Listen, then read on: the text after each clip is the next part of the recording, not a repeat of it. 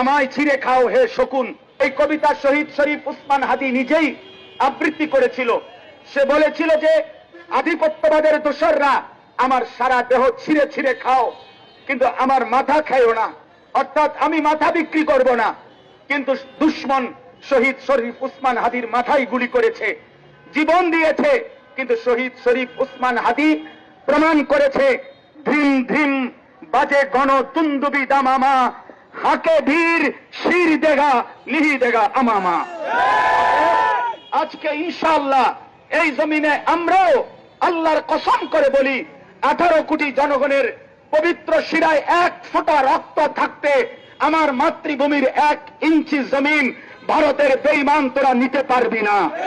এই জমিন 1 রক্ত নয়, 1 হাদি নয়, লক্ষ কোটি হাদির রক্তের পবিত্র জমিনে প্রয়োজনে খুন ঝরবে, কিন্তু আজাদি থাকবেই।